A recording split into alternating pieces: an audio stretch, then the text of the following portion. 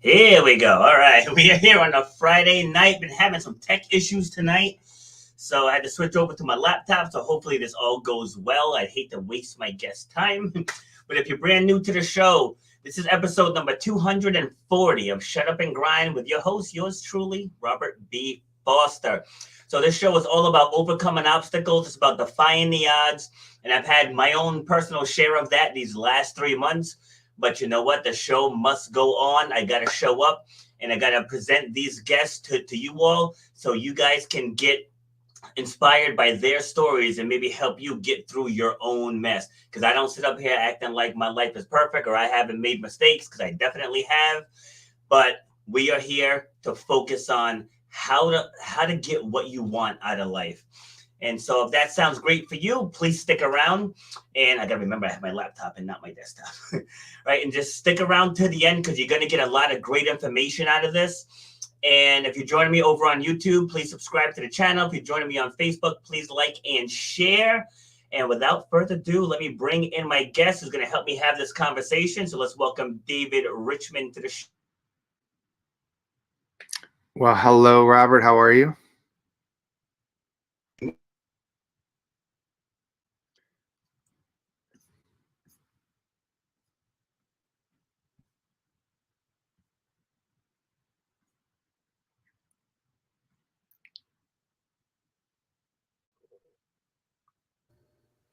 And this is the problem with going live.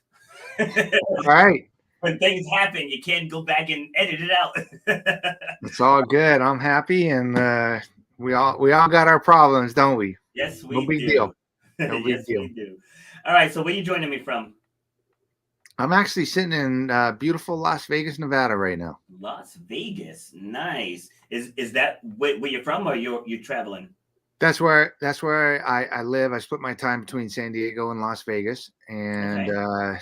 so I kind of like the heat and I like the quiet. I know people don't think Vegas is quiet, but aside from the Strip, it is. And Yeah. so I love it out here. Yeah, I've been to Vegas a couple times. There's many quiet spots out there. I like Red Rock Canyon.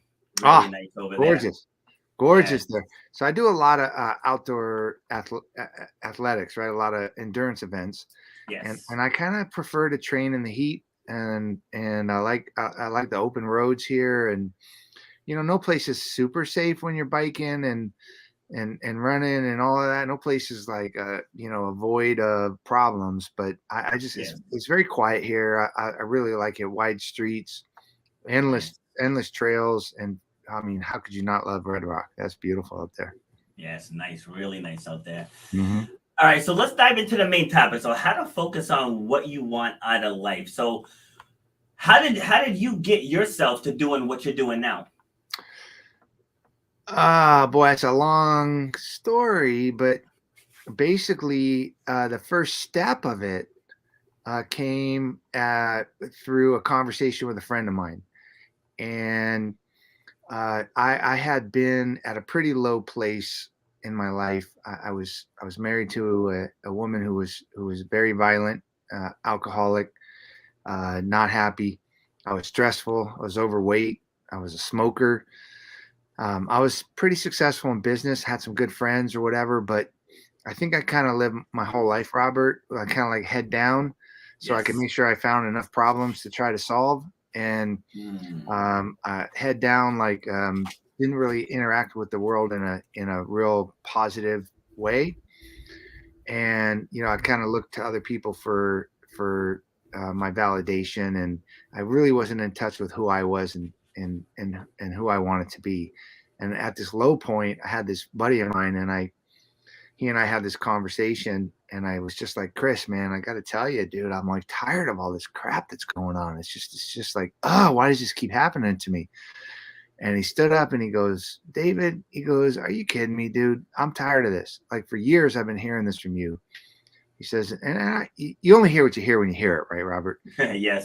But he said to me, he goes, dude, he goes, I'm so tired of listening to you complain about everything. He goes, you're the problem. And I'm Mm. like, huh? And he goes, yeah. He said, here's what you do. You walk down the street, you look for every wild dog, and then you pet it and you wonder why it bit you. He Yes. goes, the wild dogs don't know any better, and you keep trying to pet it. You give it a nicer home, you feed it a good meal, and you go, well, it's not going to bite me. And then you pet it and it bites you, and you go, what the hell? He goes, why don't you look in the mirror and see, why do you keep trying to pet wild dogs? And I'm like, you're right. Like, you're right. Like, that's what I do. That's all I do is try to create problems or find problems and fix them or try to fix them, except for the one in the mirror. And Yes. so that really woke me up. It I mean, one way or another, I heard that 100 times in my life, or I thought it, but it never hit me until it. Yes. And I mean, I totally remember the night, Robert. I'm leaned over on the bathroom sink, and I'm looking in the mirror, and I go like, "Who are you? Like, what the hell? Like, what are you doing? What do you like? What don't you like? What do you want to be? Like, what matters to you?" And I had this long, like hour long conversation out loud. If anybody saw me, they thought I'd crazy, right? Talking to myself. But I just talked to myself, and I just tried to say, okay, well, what do you want to do? And that's where it started. See, I love that too because everybody, myself included, deals with that. Even in the fitness world, when I'm doing consultations with people in the gym and they're listing all of these reasons slash excuses why they got out of shape. And I always come back with you got out of shape because you allowed yourself to. And they're like, oh no, you don't understand. I had to take care of my sick mom or my sick dad. I was like, yeah, I did that 2 years ago with my father and I didn't miss not one workout and I still ate right. It's like I was focused in on what the mission was. Mm-hmm. And so, just like you said, people find problems to solve because that gives them a way out from what they really want to be doing. It's like, well, I could be doing this, but Yeah. like I want to accomplish this, but and they seek those problems. Like one recurring theme I say on this show is that whatever you seek, you're gonna find. It doesn't matter what if you look for problems, you're gonna find them. No, if you look for issues, you're gonna Yeah. find it. You look for racism, you're gonna find it. You look for sexism, you're gonna find it. But if you look for opportunities, you're gonna find those as well. Yeah. And so, yeah, that's really well said. And that's what I did. When I looked in the mirror, I kind of took that honest assessment. Like, I couldn't fake myself anymore. I couldn't say, oh, I got this problem to solve, or I got this whatever, or this is happening to me. I got this chip on my shoulder. I'm gonna not pay attention to this. I just took a revealing, honest look at myself, and I think that was the first time I ever did it. And the good, the bad, the ugly. And then the next thing I did, which I didn't know I was doing at the time, but but in retrospect, I can look back and go, the next thing I had to do was just to forgive myself, just free your Yes. mind, like Yes. just let it go, right? Because you just don't know what you don't know until you know it, and then you know it. And so, like in the fitness world, right? It took me like 4 years to understand, 4 years to understand the calories in, calories out math. Like it just didn't sink in. Oh, you mean to lose weight, I gotta burn more calories than I take in. That's about as simple second grade math as you can come up with. But it Yep. didn't make sense to me until I was just like, well, that's like the most obvious thing ever. Like it makes sense. Like it makes sense. Like until then, it didn't make sense. It's because Right? you didn't want it to make sense. Yeah. And so then what you do is when you go, okay, that's the truth. This is the truth.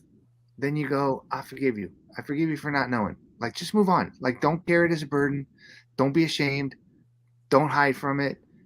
Don't worry about the fact that you were stupid. It doesn't matter. Like you know it now. So just move on. Yes. So that's what I did, and it wasn't a perfect like flip the switch off one day and switch it on the next. Like okay, I'm gonna be this wreck of a person one day, and now I'm perfect the next. Yeah. No, I mean it took a long time for me to really understand that answer to the question you asked. Where's the opportunity? Who do I want to be? And I made a lot of mistakes along the way, but at least I just started with a fresh mind and just said, man, just forgive yourself. Just let it go. Like free your mind. Like Yes. just take a step. See, And and this is where every journey, every industry, they all have the same principles. So just like you said, you know you weren't going to go from a train wreck to just this perfect, successful business person overnight. It's the same thing in fitness. It's the same thing in healing from trauma or depression. Like the first step is you have to accept where you are. This is where I am. And I see it in fitness all the time where people, oh, I can't believe this happened. I used to do this. I used to do that. And I tell people, nobody cares what you used to do. You have to accept where you are right now. And then we're going to put one foot in front of the other until we get to whatever your goal is. And then we're going to set new goals to make sure you don't backslide. So like if you're starting a business, you got to start with your current state. And then you got to figure out what it is you want and then create that action plan and take daily action to get what you want. So like, it doesn't matter what it is you're working towards. The grind is the same. Yeah, it's super well said, but it's not easy, right? Yeah. It's not easy to be honest with yourself and take an assessment. I mean, let's be real, right? If you want to get from where you're at today, fitness wise, to where you want to be somewhere in the future, you know what you have to do? You got to do two things. You got to go get a DEXA scan so that you can get the honest numbers about your weight and your bone density and the level of fat you have and all of that. And then you got to stand in the mirror with your drawers on and take a picture and study it and go, okay, this is who I am today. This is really who I am today. And just be honest. No sucking in the gut, no hiding underneath clothes, no thinking I weigh whatever, but I'm going to move the scale a certain way. I'm not going to you want to take an honest assessment, but it's okay. It's okay to take an honest. Don't be ashamed. Don't be afraid. Don't be hesitant. If this is where you're at today, it's okay. Let it go. Now, let's take the first step to where we want to go. Exactly. Right. So you mentioned earlier, because this ties into what we're discussing about doing endurance races. And when I read through your bio, so you biked 5,000 miles. Yeah, I did. So take me through that mindset. Oh, well, I did a solo bike ride of 4,700 miles. And that was, I mean, I've done 20 Ironmans and 50-mile runs and 100-mile runs and all kinds of crazy stuff. Yeah. But I didn't even start until I was in my late 30s. Okay. And starting was, I couldn't jog slowly for 2 minutes. Okay. So to get from there to here is a big difference. But that bike ride came about because when I first started taking that first step that we were just talking about towards fitness and health and happiness and wherever I was going to be, I saw this big, long journey ahead of me, Robert. Like I said, oh man, I got this big, long journey ahead of me. I'm finally aware of who I am, and I'm going to take the first step. And I see this long road. And at that same time, my sister had been diagnosed with terminal brain cancer, and her road was not going to be long and filled with opportunity. It was going to be filled with tying up loose ends, trying to stay alive as long as she could, and then dying. Yeah. And so very different roads ahead of us.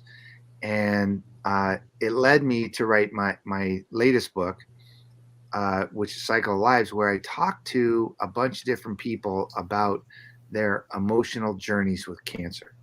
And doctors, patients, loved ones, survivors, caregivers, children, parents, friends, family, people that went through it, people that watched others go through it. And I got super, super, super deep into the emotional side of their stories. Took a couple of years for me to interview them to get to the heart of the matter and all, reveal the trauma, kind of frame it properly, and really be able to tell their stories. And then when I wanted to add another aspect to the book, Robert, where I figure we're all connected by story and we're connected by emotion. Why don't I connect all the stories by jumping on my bike and zigzagging across the country to go meet the people that I hadn't been interviewing for a couple of years. So the only way I could do that, to connect the stories in an authentic, real way, was to grind my way, like you do, shut up and grind my way through. I did 4,700 miles in 45 days. I went from LA to Florida, down to Tampa, and then across Tampa to the East Coast, and then up to New York, zigzagging so I could meet many of the people I had spoken to. And I did it in 6 weeks. So it was crazy. Wow. And so for people listening, just comment, what do you think about that? Like if that's not the grind, if that's not determination and being focused on your goals, like I don't know what else is. That's amazing. Oh, thank you. You know, it was tough. A lot of people say, "How do you train for a 5,000-mile bike ride?" I say, "Go do a 5,000-mile bike ride because there's no training for it, man." You know, there's no training for it. And I did the math. I'm into measuring goals and measuring things so you can really frame it properly and not make it up in your head. I'm sure you Yes. do that with your clients. Yeah. And I average just over 11 hours a day on the bike. Wow. And that's a long time to be biking into Yeah. the wind, up and down hills, and getting, you know, I averaged just over 120 miles a day, 11 hours a day. It was a grind, but it was also an opportunity, you know, a learning opportunity. And what did you learn from that experience? Man, I learned a lot. First of all, uh, the one thing that is for sure, and I checked with the gods on this one, but and they agreed with me that it doesn't matter which way you're going. If you're trying to bike across the country in a quick fashion, no matter which direction you're going that day, the wind's going to be in your face. I It's learned true. that. So you know what? And no, there's no kindness of the gods going. Look at Richmond, man. He's biking across the country raising money for cancer. We're gonna make it easy on him and make the wind at his back. It doesn't work that way. Mm. So I learned that nobody cares, man. Just grind through, right? The wind's in your Yep. face every day. That's just accept it. So that's one thing I learned. Love it. Um, but no, I really did learn by talking to people every day that everybody had some type of alignment with the following. And the following is, I know somebody who's going through something traumatic, cancer or otherwise, and I don't know how to talk to them. I don't know what to say. My Mm. grandma just died. I don't know what to say to my grandpa. A friend at work just got bad news about their kid. I have no idea what to say. And that was a theme that every single person I talked to could agree with, that they didn't know how to have the hard conversations about the emotional side of trauma. And so that's what I did with the book, is I tried to shine some light on why that is. Why is it so hard to have those conversations? You know why? Because on my website, I believe it's the first sentence. It says, "As human beings, we are pre-programmed to avoid pain," and that's exactly what it is. It's like it's in our DNA to avoid pain. Oh So yeah. when you're trying to talk about those things, it's difficult because people don't mentally want to revisit what happened, but not realizing that the true power is in that story. Like it's not the what happened, it's the how did you get through it. It's like I don't just talk about watching my father get sick, lose a bunch of weight, lose his strength, they start losing his organ function, and then we ultimately had to end his care and watch him pass. Like it's not about that, because that's about me and how I interpreted what was going on, right? Hmm. The real power is how we carried on day to day, raising my kids, doing being there for my clients, doing my podcast, vetting podcast guests, in spite of all of that was going on with my dad, which was emotionally taxing. And the first virtual stage I got on, because he died in 2019, so shortly after everything shut down. So the Hmm. first virtual stage I got on, and I was telling the story, like I was riddled with tears because it was still so fresh. But what I realized was, in that moment, like the audience was captivated, because men aren't supposed to cry, but Oh, no but question. here I was up there, and Hmm. my response to that is always, then why do we have tear ducts? Right? We Right. weren't meant to cry. We wouldn't have tear ducts. So I realized in that moment that vulnerability is not weakness; it's the ultimate strength. So, what are your thoughts on that? Oh, no question. But and I won't just make it a male thing or a female thing. Clearly, women are more naturally equipped to be emotionally vulnerable Yeah. with others. Yeah. because of some of the things that you mentioned, right? I can't show weakness. I gotta be. It's all crap. It's not true, but that's the way that we wire ourselves, or that's what the cues we take from society. Yes. But it's not true. But what really is universal. I don't care if you're young, old, been through a lot, been through a little. It doesn't matter. What is true is that we have these traumas that we experience as young adults, as adolescents, as young children. We have these traumas, and we have an emotional response to them, and we lock it up, and we hide it, and we guard it.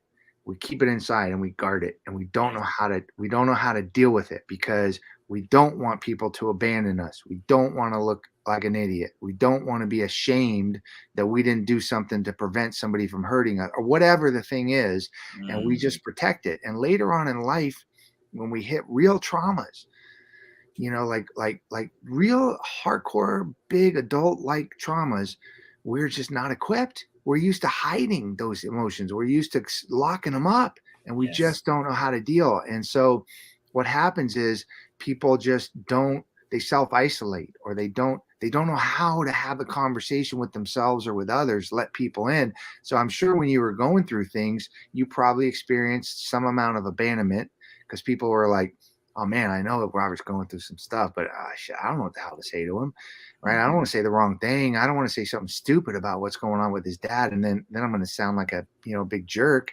And then you probably were like, man, everybody's got their problems. I'm not going to complain about what's going on with me, because, or whatever. All these things that limit us from connecting to people, Yes. and it's understandable. But what I try to do with these stories is to find out why. So when I noticed that Robert was going through something, and I'm like, man, I really care about him, I want to connect to him in a way, and I go, hey Robert, dude, what the heck's going on, dude? I know you're going through something. And you go, nah, I'm fine, really. I'm just balancing some stuff. And I go, no, I mean, I know better. Right? There's something going on. What is it? And you're like, no, right? And then we start to bridge that gap, and we start Yes. to get closer. And you realize that I'm asking because I care, and not because I'm trying to say the wrong thing or whatever else, right? And maybe Yes. you can open up to me without fear of me making fun of you, or abandoning you, or telling you that your emotions aren't reasonable.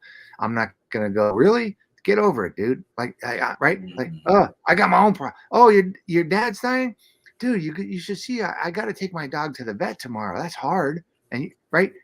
No, that is not going to happen with two people that are connecting in Yes. a very authentic way, right?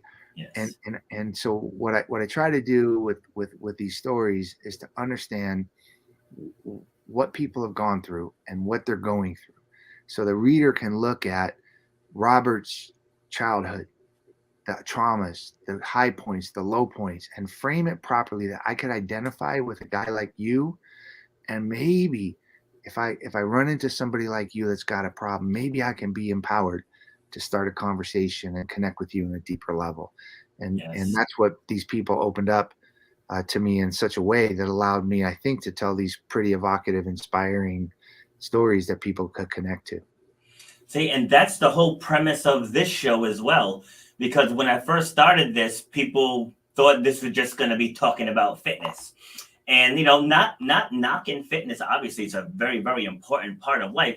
But there's so many other things out there that the principles of fitness can apply to. So the more I started doing, like with each episode, everything just kept evolving, and it went from just sharing information to sharing stories. Hmm. It's like, so I go on this panel. It's called the National Publicity Summit, and so people come and they give us their pitches so we can feature them on our shows. Hmm. And I always say, unless your pitch is really really bad, I take everyone Right. because everyone has a story. Like it doesn't have to be this great, I beat cancer 9 times kind of thing. Like it doesn't have to be that. I had a woman on, like she grew up from very humble beginnings, and then her family got a different job, and then they moved out to the country, and she grew an appreciation for nature, and she didn't think that that was a big enough story. And so the deeper, like the deeper I dove into it with her, come to find out her ultimate goal is to go into urban areas where there's not a lot of nature, and in these schools and build outdoor learning environments. Mm. I was like, that is absolutely incredible. You know, it's like never ever ever sell short the power of your story ever.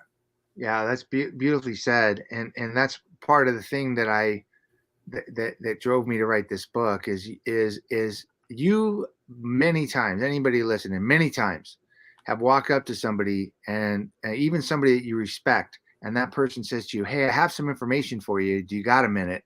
Yeah, you could listen, you could not listen. You maybe do have a minute, maybe you don't have a minute. All right, but very, very rarely have you walked by somebody who you like or respect, or even somebody you don't know, but you're like, okay, and they go, "Hey, I got a story for you."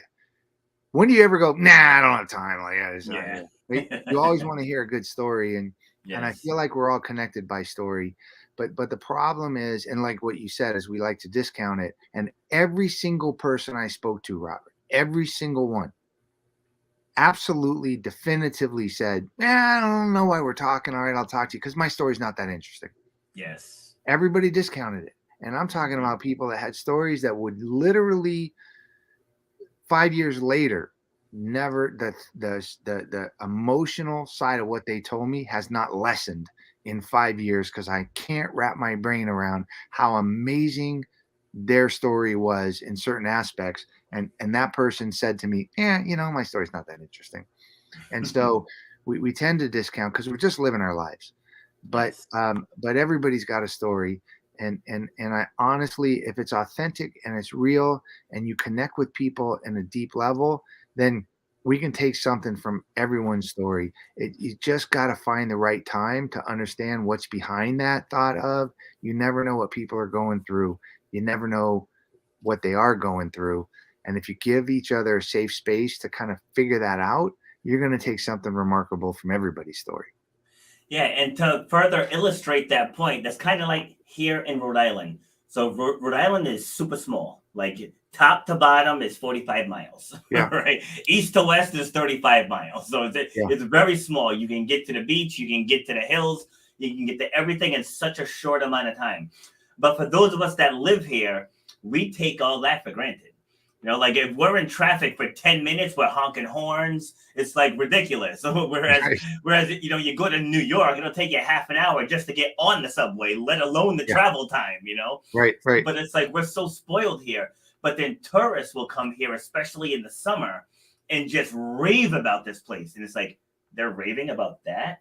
But it's because it's right in our backyard. We see it all the time. Yep. And I feel that's how people view their stories because it's their story. They know it. They think about it. They talk about it. So to them, it's not remarkable. It's just a part of who they are. But when you actually break down what they've gone through and help Mhm. them find those powerful and teachable moments, that's when they have those breakthroughs. Absolutely, Robert. Really well said. And that goes even more to the idea of people's traumas, because that inside voice that locks up those little traumas that we had and sits on the box and doesn't let them out later in life, right? We're used to discounting it. We're used to not paying Yes. attention. We're used to saying, you know what? Okay.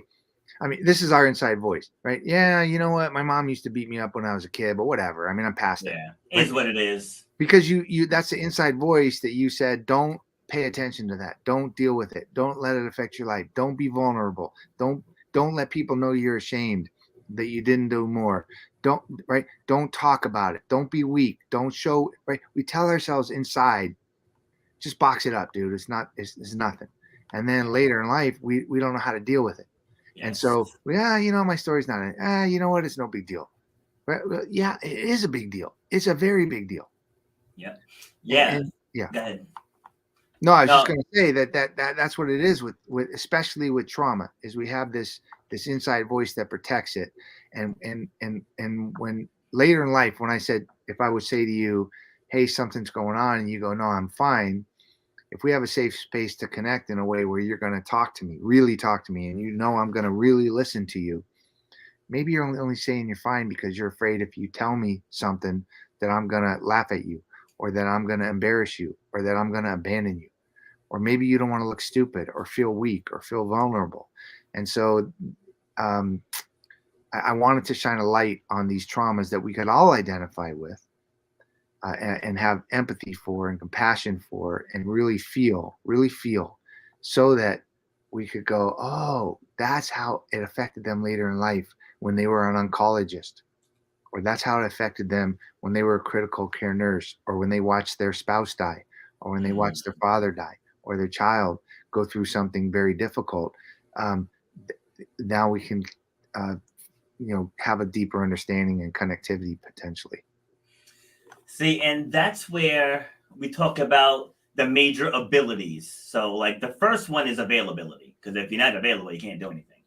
Right. But the second one, especially when it comes to storytelling, is relatability.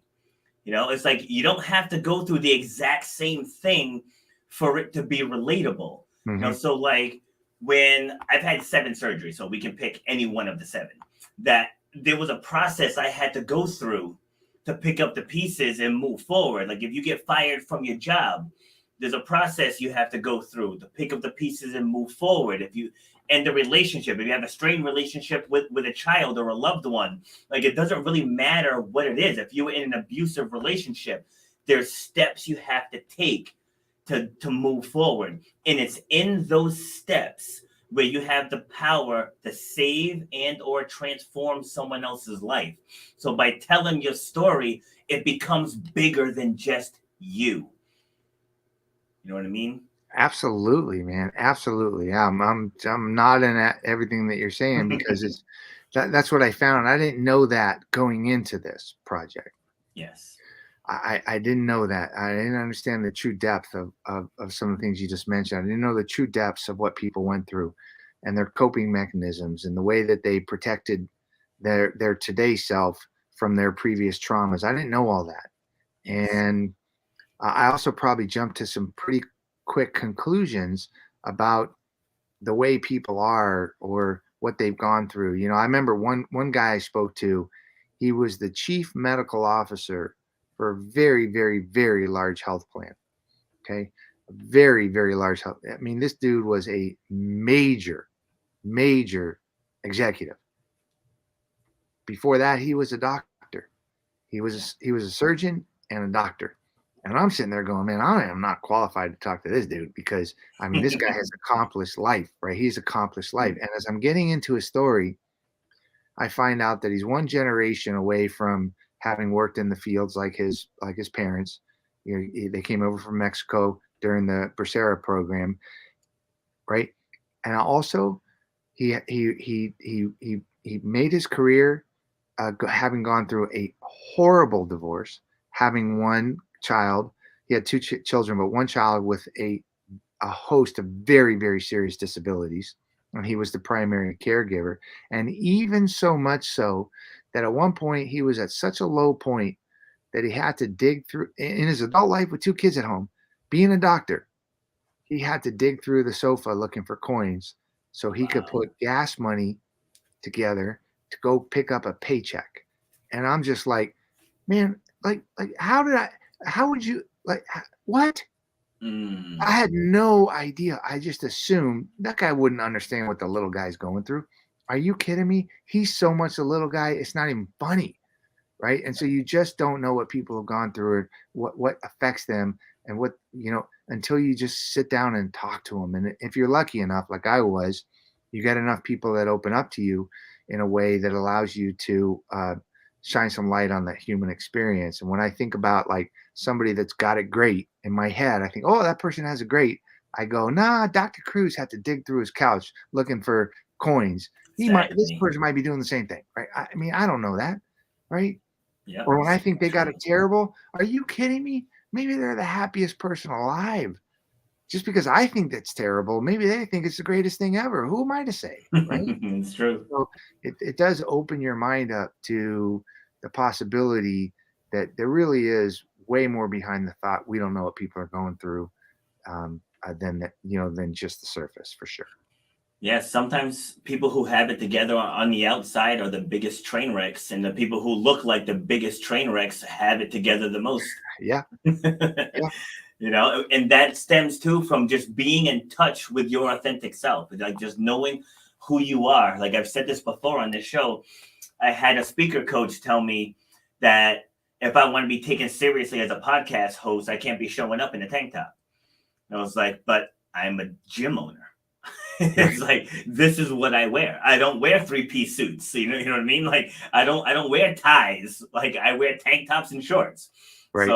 So this is what I'm showing up in, and my message is so dialed in now. Of course, when I first started, I had to shift gears and find out what I wanted my lane to be. Hmm. But I can show up in anything, and people aren't even gonna remember I had a tank top on Right. because by the time I'm done with that speech, right? Because just a quick case in point, up at the Northern Rhode Island Chamber of Commerce a few years ago, there was a networking event that I went to, and I went straight from the gym. And I know typically with network events you want to dress your best, but like I'd rather Right. just show up, and instead of going home and then showing up like 20 minutes late. And so I showed up in my gym gear. This was in maybe just before spring, so up here it's still pretty cold then. So I had my hoodie on, my sweatpants, and I walk in and everybody's in suits, and like you can cut the judgment with a knife, and Right. right. But by the time we were done, they were all lining up to get my contact info. Hmm. Because the content that I put out far outweighed my appearance. Because there were people there who were dressed far better than I was, but they didn't leave the mark on that room the way I did. Yep. And that's the power of being in touch with your story. Because I got up there and I just let it all hang out. Whereas everybody was just worried about feeling polished, looking polished, sounding polished. Where like I told people what they needed to hear. So that's the Well, yeah, but power of telling your story. it sounds like you had the awareness of who you are and connectivity to your authentic self. But Yes. it's a hard. That's hard. It's a hard place to be. I mean, even in my late 30s, I didn't even have a sense of that, let alone have mastered it. I didn't even have, Yeah. and I was running at that point that I was telling you about, that low point. Overweight, smoker, stressed out. I was running a business with $110 million in revenue. Wow. Okay. I was running that business for a major Wall Nice. Street firm. So I was successful, and I had no sense of who I was, what I was capable of, what my strengths and weaknesses were. All I know is I kept my head down, looking for problems, chip on my shoulder, trying to fix, every rabid dog out there, trying to, that's all I knew about myself. I didn't know anything about who I was and who I wanted to be, and what lane I could play in. I didn't, or what lanes I could play in.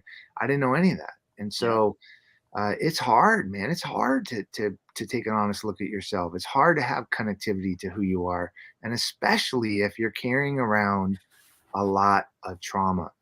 Especially if Yes. you've got a lot of boxes inside that you're sitting on, talking with your inside voice, limiting yourself from being vulnerable or from connecting to others or being authentic or all of these other things.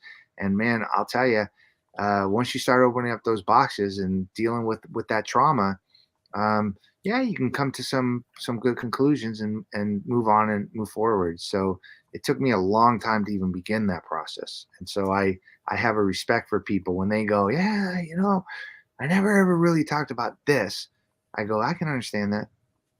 Oh, I never really dealt with that. I do expressive writing workshops, okay, Mm. where I teach people that have been through abuse, PTSD, uh, cancer, you name it. I teach them how to do expressive writing so they can start to self heal and self care. And last night, I was on, I did a workshop, and a woman, it was a bunch of cancer people, a cancer organization, and she talked about, for the first time ever, she wrote about this, a grown woman, a, adult daughter. She wrote about a 9 years old being raped by a family friend. Ooh. And she said, my whole life, I've never talked about this to anyone. I've never said a word of it out loud to myself, even. But I just decided I love life too much to carry it around anymore inside my head. And I'm like, dang, is that brave? That's powerful. Right? I mean, so when somebody says, yeah, I never really dealt with this, I never really, man, when it's time, do it. Until then, just don't worry about it. But man, people go through stuff, right? Yeah, and the thing that most people fear, it's made up. Like it's made up. They think, oh, people aren't going, they're not going to want to listen to me. No one's going to relate to my story. Nobody wants to hear me. Like you're creating a false narrative.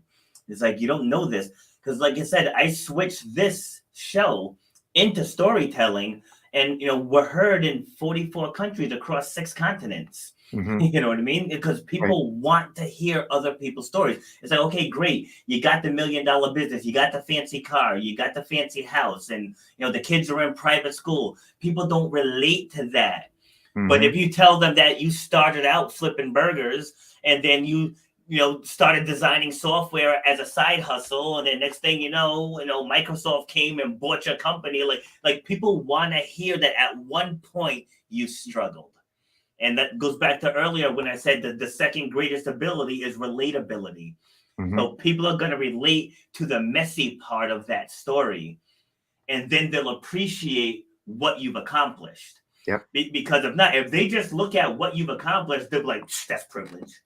That's just Right. how people think. Oh, they probably never had to work a day in their life, Yeah. had everything handed to them. But once they know that you were that far away from losing your home, and your wife walked away from you and took the kids, and you were stuck there at rock bottom with nothing, and then you fought through all that adversity and created your success.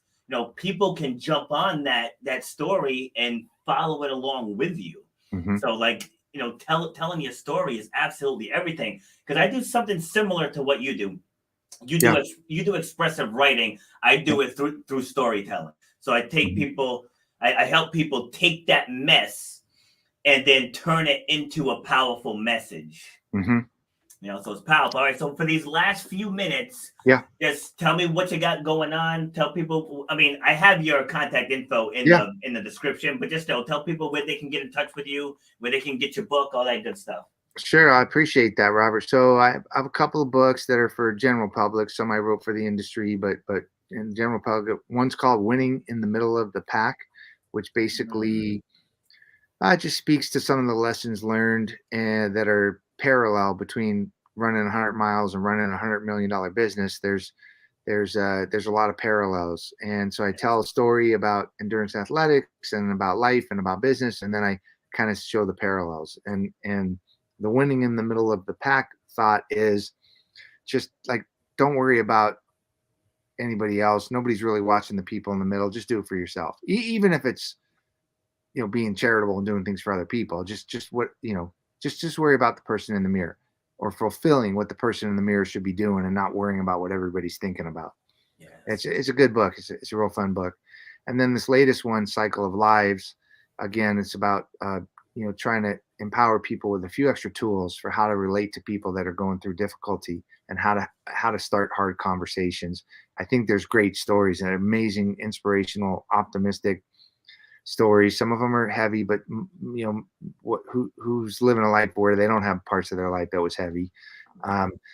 And all the proceeds from that book go to support cancer focused charities. So all the money goes to organizations like Moffitt Cancer Center in Florida, NYU's Pearl Metter, American Cancer Society, those type of things. They're listed on my website. I'm continuing to come out with more books and working on additional projects.